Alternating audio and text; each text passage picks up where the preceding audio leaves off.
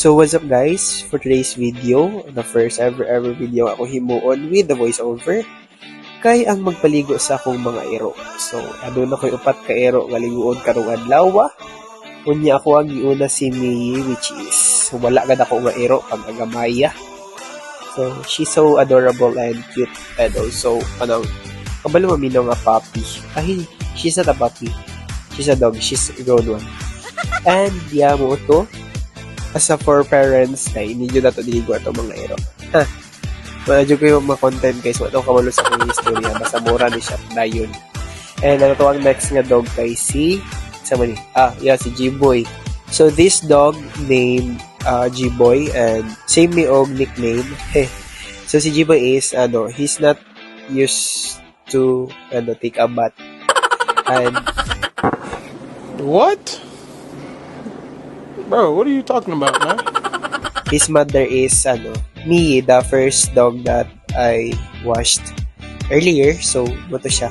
Muni ang mama, tapos muni ang anak, and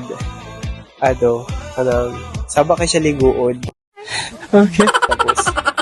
Tapos gusto niya magpahalog. Sana wala magpahalog. Tawa. Cute kay siya diri nga part.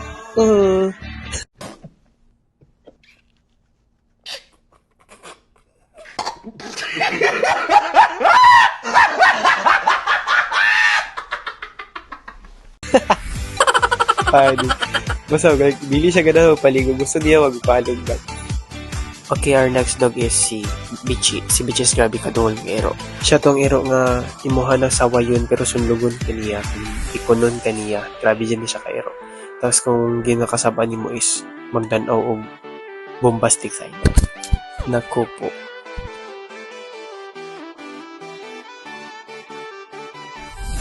And our last dog is si Chubby. So si Chubby is grabe ka cute nga ero. Grabe ka masunurin. Tagalog ang person. So grabe ni siya kahinhin nga ero. Kabalo siya maminaw. And kani siya nga ero is grabe kabuutan. Kabalo gid siya nga ginakasaban siya kay magduko-duko na siya. Then after nimo kasaban magpalambing. Og mo to siya ako ang first ever video clip na gihimo with the voice over, and I hope supportahan niyo ko sa akong first vlog.